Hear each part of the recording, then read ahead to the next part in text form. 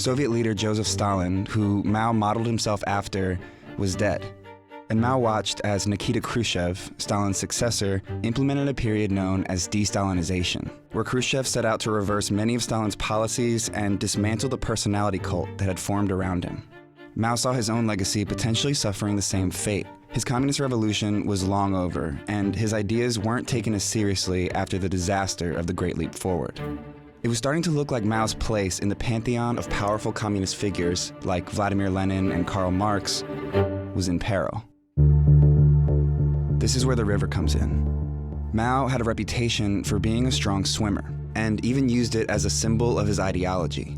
In 1956, he swam across China's biggest river, the Yangtze, in 3 highly publicized swims to demonstrate that big things like US imperialism didn't intimidate him.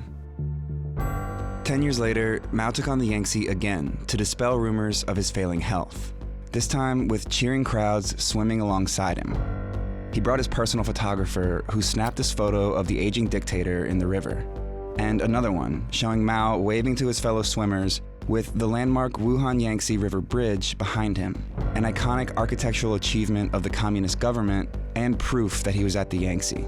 The swim made the front page of China's state newspaper, reporting that Mao swam around 15 kilometers, a little more than 9 miles, in a span of 65 minutes, which meant the 72-year-old would have shattered world speed records. A lot of people outside of China laughed at the outlandish story, but some saw the swim for what it was, a sinister sign, pointing out that Mao's swims from a decade earlier preceded the catastrophic Great Leap Forward. Experts feared that Mao was on the verge of kicking off another disastrous period of turmoil in China. They were right.